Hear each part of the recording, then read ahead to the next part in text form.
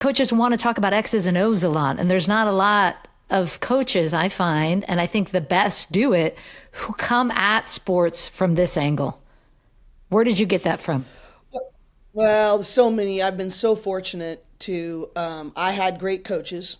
That's why I got into this because they were transformational in my life. And so that's a huge pace. My college coach, Mark French, every coach I worked with, Sue Simrout, Florida State. I mean, literally everybody. I've not had a non-transformational coach. How about that? I mean, how many people can say Wow. that? I mean, I've never had a coach that didn't have that perspective. And so that is truly my foundational, role model to go back to. And so, but when I came to UCLA as an assistant in 1993, on a Tuesday night, Steve Lavin took me over to Coach Wooden's house for the first time.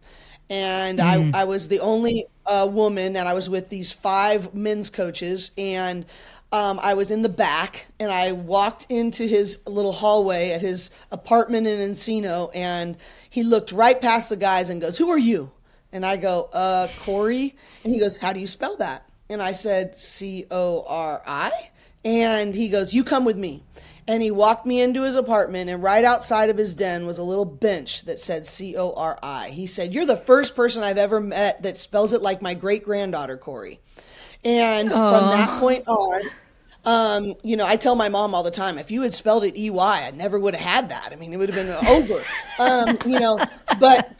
But I'm friends with his great granddaughter Corey to this day. But I pretty much went back to his house every other oh, Tuesday for almost 15 years after that.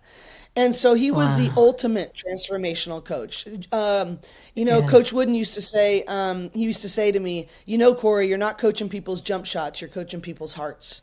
He says, but if you coach their hearts pretty well, their jump shots end up pretty good too. And I Yeah. just think he never really cared. He never cared about the championships or the banners. He really didn't. It was not lip service, but he cared a lot about the life skills, about the habits, about the way they felt loved, about what they were growing into. So that was a really big deal for me. And there's just been a lot of people. Joshua Medcalf was our director of mental conditioning my first 7 years at UCLA, and he wrote Chop Wood, Carry Water, and Pound the Stone, and a whole bunch of things. But he brought our team out. And I'll tell you these two stories that really were formidable and how I was like, I must stay true to this. Is he took our team out into the middle of Poly Pavilion and he said, "What are the two things that are going to stay with you for the rest of your life from these 4 years?" And I remember Jordan Canada, who's a great pro point guard now, said, "I want a banner, baby. I want to raise that banner." And he said, "I will be at your banner raising ceremony, and that will be a reflection of the work and the time and the grit that you did. But banners hang in gyms." And then someone else said, "Give me that ring. I want that ring."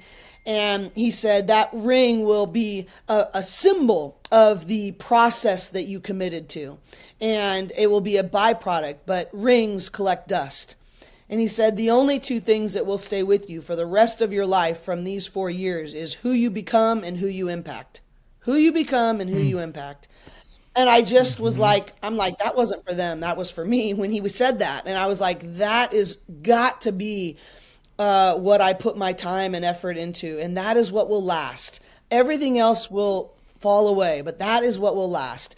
And so I just have really committed to that, and then my life work really is me holding myself accountable and surrounding myself with truth tellers because I screw up all the time that will be like, "Hey, this is our mission. Come on, come back. Let's go." And so that's really what I did. But I also had one other one. It was my fourth day on the job, and I had met a lot of Coach Wooden's alums, but I'd never met this guy named John Valley. And he walks in and he does Dribble for the Cure, this community service thing we're involved in. And he said, "Corey, I've been married 38 years because of what Coach Wooden taught me.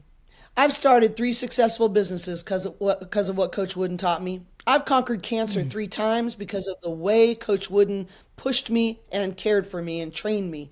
And then he really got me. He said, "I survived the death of my 12-year-old daughter, Erin, because of the way Coach Wooden loved me." And then he walked out and said, "Hey, I'll see you at Dribble for the Cure. Welcome back." And I was like, who is this guy? I ran over to the computer. I looked him up. And he didn't even mention that he was the starting guard on two of Coach Wooden's national championship teams, and he played 7 years in the NBA because it paled in comparison to the man he became. And I just said, that's it. That's the mission. How many John Valley stories can we create? Imperfectly. I mean, it doesn't all. I actually had a vivid example of this yesterday. I didn't, that the bottom line is it doesn't work perfectly all the time. Not everybody likes me. There's tough things, but in the end, I want John Valley stories because it didn't make his competitive drive any less or his desire to be the best and to be competitively great. He was a starting guard on two of his national championship teams and played in the NBA. But the important thing is it always paled in comparison to the man he became. And I just want to keep that in right order. I think that that's so special coming from somebody who identified so much with being a soccer player that I didn't. Had I known what you just said to me when I was retiring from playing soccer, I would have suffered quite a bit less because I thought, well, who am I? And I never once considered, soccer turned me into the person that I am. And I get to take this person that I am with me everywhere I go now. That was just like one chapter of my life. Oh my gosh. Well, let's be honest. I have to struggle with that as much as our players, right? Yeah. And I'm honest with them about that. You know what? I have to see, and I have them write we have a what went well journal that we do at the end of every practice. And because especially women, but I think humans in general, they just replay their mistakes over and over again. So we try to interrupt that negative loop. But the first thing they have to write is basketball is what I do. It is not who I am. Mm-hmm. And to remind them that they are not. But you know what? I'm reminding me at the same time. And then the definition of a growth mindset is everything that happens to me today is an opportunity to learn and grow.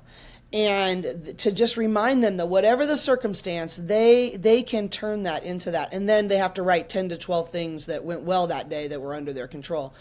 And, and it's hard, but I need it just as much as them. And because this is all I've ever done. I've done this for 33 years. And, I think about that all the time. Like this only has the depth of if it does it in me before it goes through me. And I have to wrestle with it just as much as them.